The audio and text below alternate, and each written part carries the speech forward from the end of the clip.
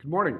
I'm glad you can take some time to devote to worship this busy weekend. This Sunday, is an interesting Sunday when Christmas is on a Monday.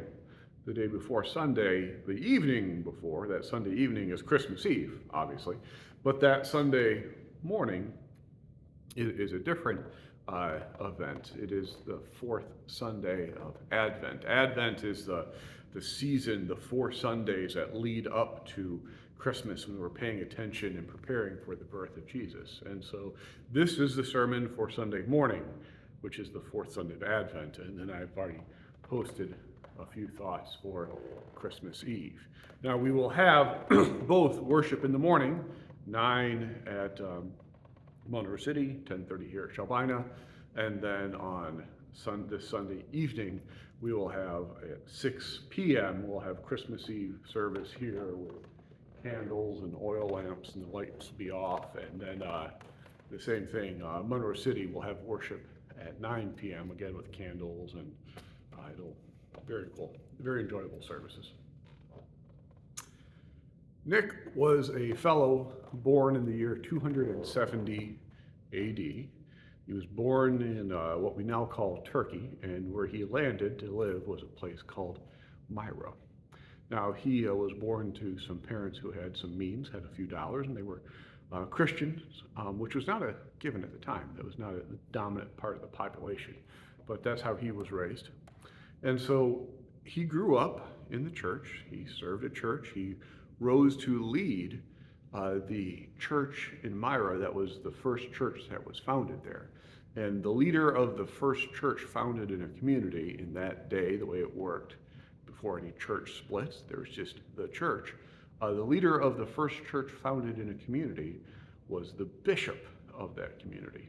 And so he was Bishop Nick of Myra, would have been his title.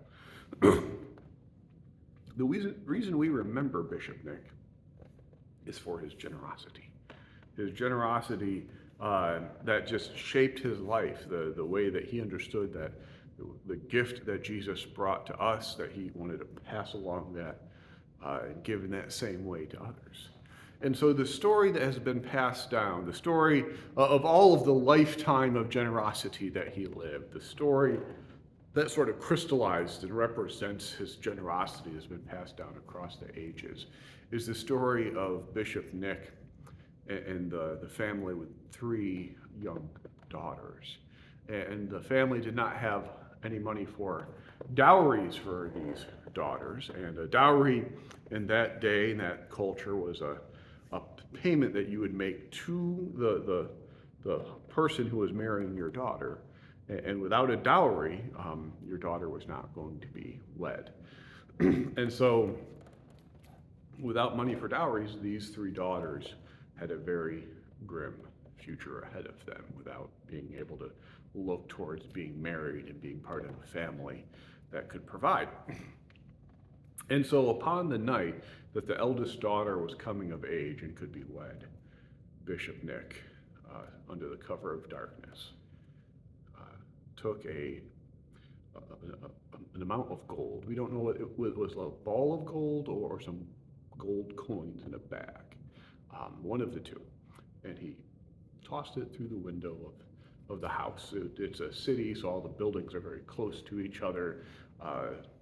Think of just the streets of modern European cities, how tight they are. Think about that. So he just, easy to slide by, toss it through the window. They wake up in the morning, and a gift has been given to them, and now their eldest daughter can get married. And the same thing happens with the second daughter. The second daughter comes of age, and Bishop Nick gives them a gift anonymously. Third daughter is coming of age, and the father, who is no fool, waits outside, wants to meet this benefactor. And Bishop Nick, seeing down the road and seeing that there was someone waiting for him, he takes advantage of the fact that it is in the city, and he gets up on the roof and he goes from home to home to home and gets on top of the home of the family with the 3 daughters. and he drops the gift of gold down the chimney, where it lands in one of the stockings, because the clothing is hung up by the fireplace to dry. And so they wake up in the morning, and the gift is in a sock, in a stocking. And this family that Bishop Nick helps, and eventually what he has done is found out because we know the story, right? But eventually, a lifetime of generosity led the church to look at Bishop Nick and recognize that he reflected something important about God in his life, something important about the nature of who God is and how God gives. And so when a person reflects something important about God, we have a name for that person. We call them a saint. And so Bishop Nick, after his death, is named to be a saint, and he is Saint Nick, the first Saint Nick, you might say. So paying attention to the details of that type of story, like this is part of the centuries of history that go into how we celebrate Christmas, the first Saint Nick. And it shapes how we celebrate Christmas today. If you've never received an orange in your stocking, that's why. The orange, the gold, the gold ball, the gold coins that Bishop Nick gave, right? And so paying attention to such details might lead a family to do something today, like let the first gift of Christmas be a gift to another family, a gift to a cause or a charity or a donation to help another in the same way that Bishop Nick gave. That might be an interesting way to let the details shape how we celebrate this holiday. And these details matter, right? Telling the story, even if the details may be hard to pin down. Again, was it a bag of coins? Was it actual gold ball? We don't know. But the details do matter. As we've been following along in the story of Exodus, we've now hit to the point of the Passover. And this is a remarkable example of the details mattering. The details matter a lot. As we read in Exodus 12, there is just a plethora of details that give us opportunities to think and to ponder. How does this shape our understanding of who God is and who we are, and who we are called to be in response to that? We read that the lamb, that's the meal of Passover, needs to be roasted. Not stewed. That's the meal you have all day to stew something. No, this is fast. Got to roast it. It has to be slaughtered at twilight and then eaten that night. So you got to roast it, because that's the only way to cook meat that fast, right? You don't take the time to remove the entrails. It's not going to matter. Just roast it now, right? And share this meal with your neighbors. You know how much one person eats of a lamb. You know how many people a lamb will feed. And if you need to bring it in the household next to you so everyone has enough, right? That's what you do, so that everyone has enough, but not too much, because you have too much, you're going to burn up the leftovers. There are no leftovers. Things are about to start moving. You don't have time to pack up the leftovers to take with you. You don't have time to let the bread rise. You're going to eat unleavened bread. You're going to eat flat bread, basically, because things are happening. God is moving. It's time to be ready. Again, details. You don't eat this meal lounging back in your finest. No, you eat this meal with ready to walk out the door with your shoes on, right? Ready to grab your coat and to go, right?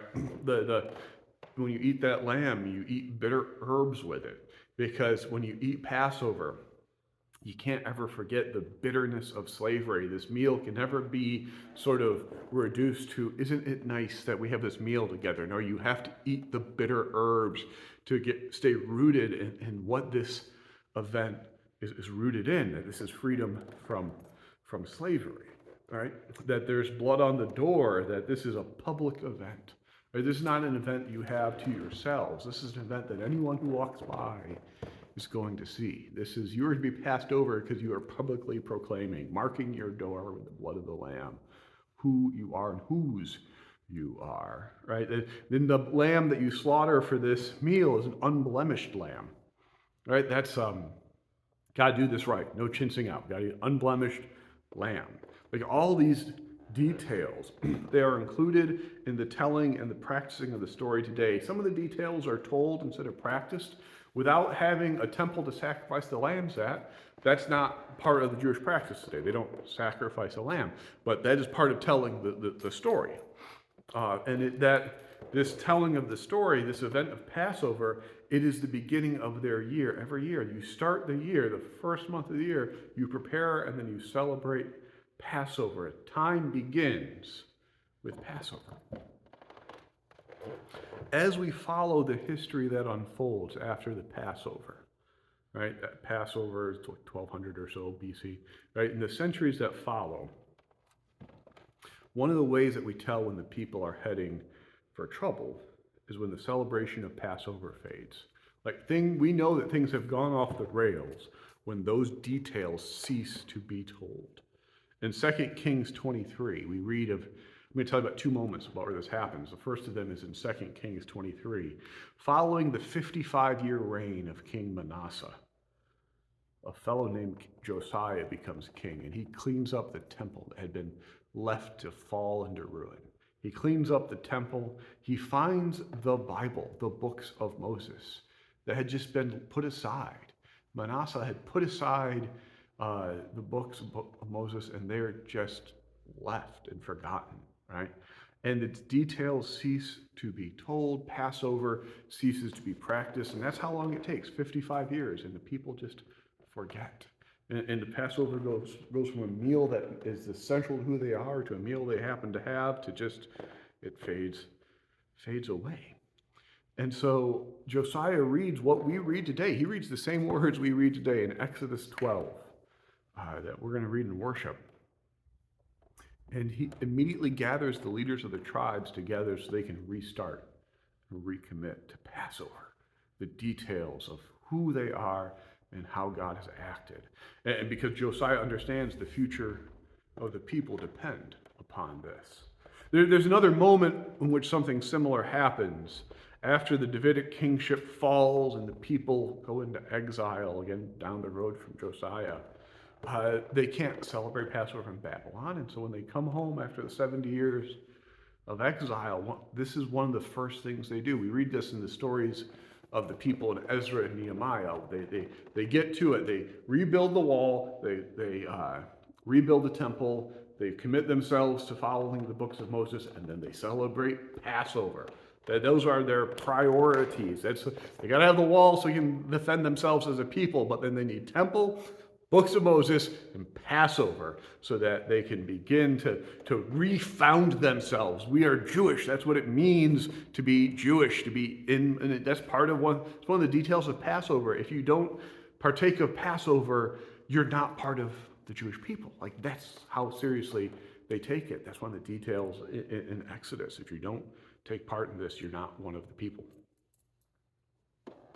Poring over and pondering the story of Passover this year, I noticed a detail that I had not thought about before.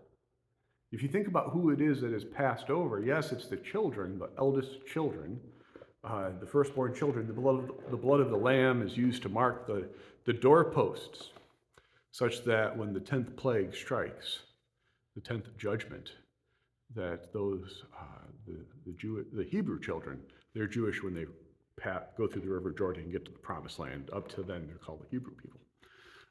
Because they're called Jewish because they get into Judea when they go through the River Jordan. So when they're in Egypt, they're still the Hebrew people. Hebrew is a ethnicity, and so the angel of death passes over all the Hebrew households because they're publicly marked with the blood of the lamb.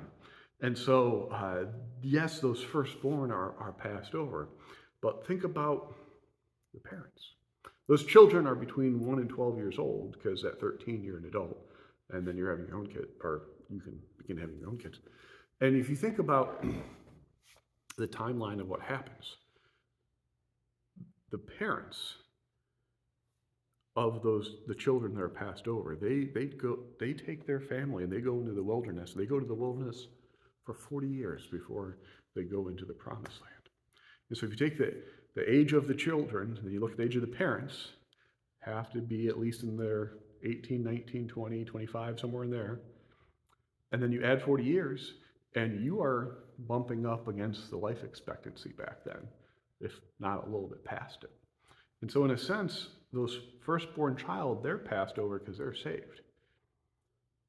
But so are the parents. The parents are passed over from the opportunity to go into the promised land. And so the calling of the parents was to raise their children to hear and to live and to pay attention to the details of the Passover story until their own children had children and could bring those children into the promised land. Raising children to know and to follow God who brought them out of Egypt was the most important thing they could do, and that's what they did. They raised children paying attention to the details of Passover and then the Ten Commandments and everything that unfolds in the book of Numbers. Today, or at least the morning part of today, being the fourth Sunday of Advent, this is the time we're preparing for Christmas, as I said.